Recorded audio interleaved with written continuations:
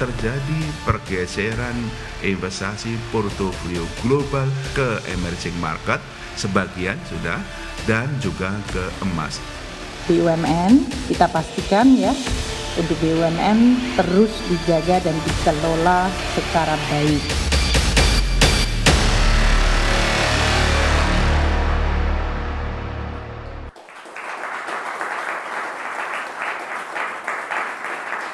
Selamat malam pemirsa, senang sekali hari ini malam hari kembali menyapa Anda di Indonesia Business Forum bersama dengan saya Celia Alexandra. Pemirsa, warna merah menghiasi pasar saham Indonesia pada Selasa 18 Maret 2025 kemarin.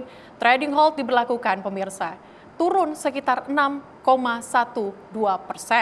Setelah 5 tahun pasca Covid, hal ini kembali terjadi. Bukan hanya itu pemirsa, nilai rupiah semakin melemah, terkoreksi sekitar 3%.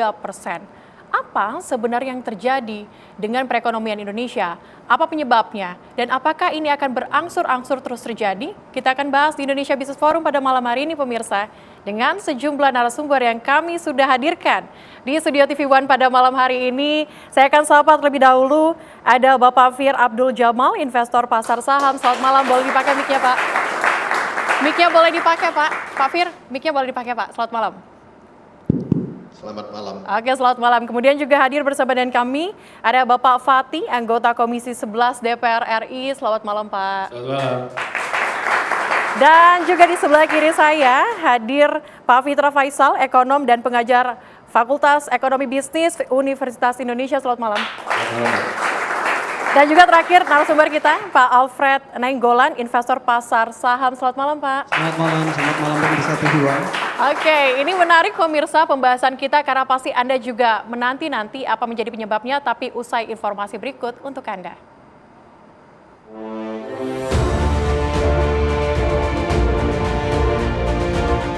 Selasa 18 Maret 2025 menjadi hari kelabu di pasar modal Indonesia. Indeks harga saham gabungan atau IHSG terjun bebas hingga 6,12% ke posisi 6.076,08 pada penutupan perdagangan sesi pertama. Hal ini membuat Bursa Efek Indonesia menghentikan perdagangan sementara waktu atau trading halt selama 30 menit. Anjloknya IHSG ini terparah setelah pada masa pandemi COVID-19. Gubernur Bank Indonesia, Peri Warjio mengatakan, penurunan IHSG terjadi karena adanya pergeseran portofolio global yang semula berbondong-bondong ke Amerika Serikat, kini ke emerging market dan emas. Jadi saya ulangi lagi, terjadi pergeseran investasi portofolio global yang semuanya sebelumnya itu berbondong-bondong semuanya ke Amerika, sekarang mulai juga ada pergeseran untuk obligasi ya. Fixed income securities, mulai ada pergeseran ke emerging market, sebagian sudah, dan juga ke emas. Sementara itu dari dalam negeri, sejumlah isu mempengaruhi pergerakan IHSG. Di antaranya, kekhawatiran mengenai pembentukan Badan Pengelolaan Investasi Danantara terkait rencana pengambil alihan pengelolaan 7 BUMN raksasa. Rumor mundurnya Menteri Keuangan Sri Mulyani juga menjadi salah satu pemicu meningkatnya kekhawatiran pasar terhadap masa depan fiskal. Untuk isu spesifik di dalam negeri yang kita kolek berdasarkan beberapa pernyataan terkait pergerakan dari perusahaan-perusahaan, terutama mungkin yang dikaitkan dengan BUMN, kita pastikan ya, untuk BUMN terus dijaga dan dikelola secara baik.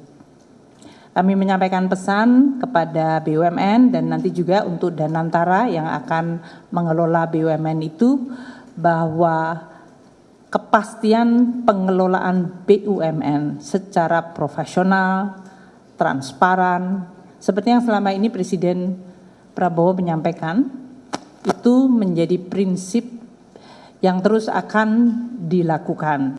Sampai sekarang, saya tetap fokus menjalankan tugas negara, kepercayaan Presiden untuk mengelola APBN dan keuangan negara secara profesional. Anjloknya IHSG juga berdampak pada pelemahan nilai tukar rupiah.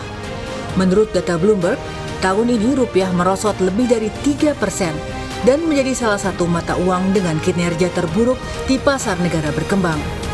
Lalu, sampai kapan?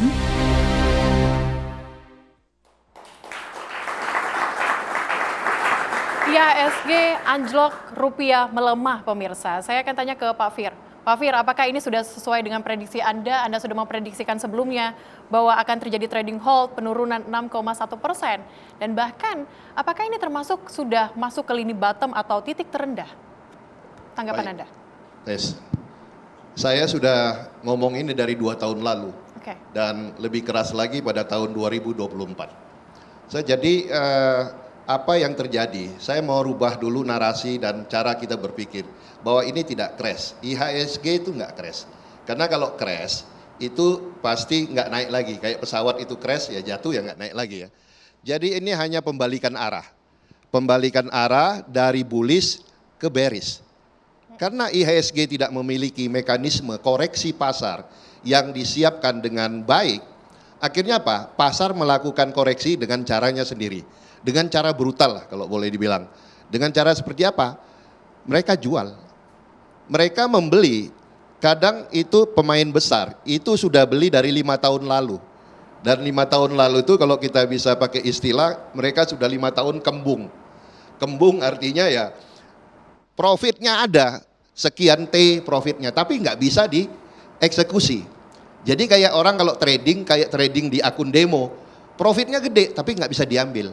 Nah, tunggu kesempatannya. Pada saat 2019 mereka menggunakan isu wabah COVID dengan panic selling. Oke, artinya setiap 5 tahun sekali ini akan terus terjadi, begitu maksud Anda? Pasti terjadi. Oke. Karena apa? Kalau di luar negeri, penurunan 4% itu biasa aja. Contoh emas dari harga 2790 itu turun sampai 2286. Itu udah lebih dari 250 poin.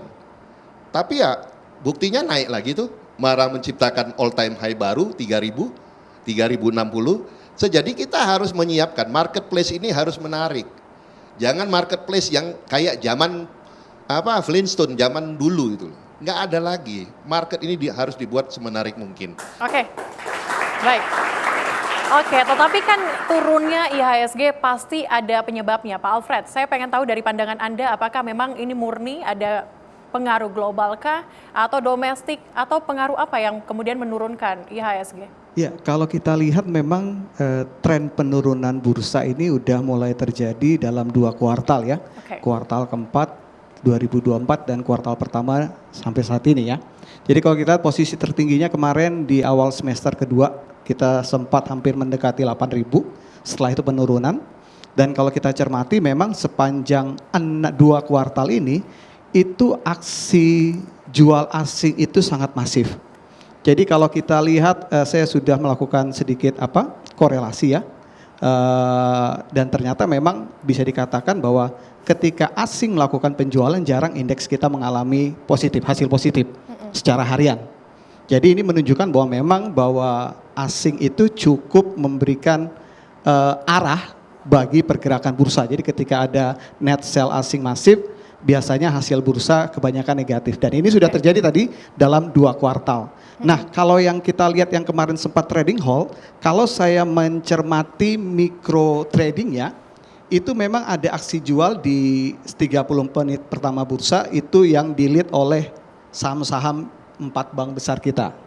Jadi ada aksi jual cukup besar dari asing, kemudian 30 menit berikutnya sempat stay, konsolidasi dan sebagainya. 30 menit kedua aksi jual lagi, dan kalau kita lihat sampai nanti yang 30 menit berikutnya lagi ada gelombang ketiganya, itu yang membuat ternyata investor baik itu domestik tidak bisa menyerap tadi aksi jual asing yang cukup masif. Saya mau coba dalami asing kenapa menjual sahamnya gitu Pak. Ya, kalau asing menjual sahamnya tentu kalau kita lihat yang pertama adalah ini agak sulit memang untuk menjelaskan ya, karena memang tapi sekali lagi kalau kita melihat memprediksi tentu melihat kondisi yang tadi. Ada yang lebih menarik. Yang pertama itu ya, artinya bahwa ketika sebuah investor keluar dari sebuah, anggaplah negara kita Indonesia, tentu tadi uangnya itu kan pasti akan ada tujuannya kemana lagi. Kita juga nggak tahu, nanti tinggal waktu yang akan membuktikan apakah dia akan balik lagi kembali atau memang betul-betul keluar. Jadi tinggal kita nanti melihat kemana arahnya. Yang kedua tadi ya pasti kondisi yang menurut dia memang sudah tidak bisa lagi mencari ruang atau profit yang lebih besar lagi. Kalau capital outflow yang keluar selama ini sudah berapa banyak?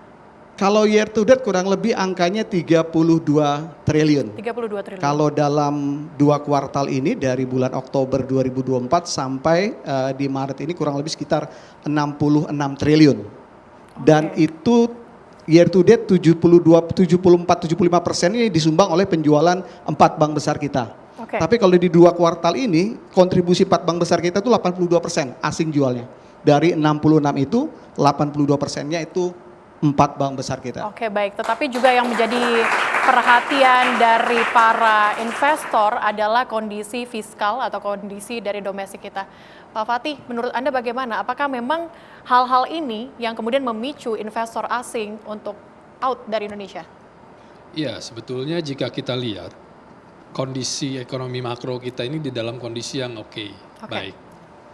Bahkan cadangan devisa dan juga inflasi kita sangat terkendali kan gitu. Memang ada kontraksi di Q1 ini terkait dengan penerimaan, namun itu merupakan sebuah hal yang wajar. Jadi tidak perlu dikhawatirkan, saya sangat yakin dan optimis setelah nanti korteksi kita berfungsi dengan penuh, dengan baik, tentu di bulan-bulan ke depan kita bisa mengejar ketertinggalan gitu. Jadi sekali lagi saya ingin sampaikan di forum ini bahwa kita di dalam kondisi ekonomi yang tidak ada masalah. Gitu. Kami di DPR RI berkomunikasi dengan Kementerian Keuangan sangat intens dengan Bank Indonesia untuk memastikan bahwa terkait dengan kondisi moneter dan ekonomi ini tidak ada masalah dan secara angka kan bisa dibuktikan gitu. Sehingga menurut saya terjadinya anomali ataupun koreksi yang dalam di IHSG ini mungkin lebih kepada faktor-faktor lain. Faktor-faktor lain, saya juga mau dalami nanti ke Pak Fitra terkait dengan defisit kita, kemudian pengumuman defisit, dan juga pelemahan rupiah dan sebagainya. Nanti kita akan bahas usai jeda, tetaplah bersama kami pemirsa.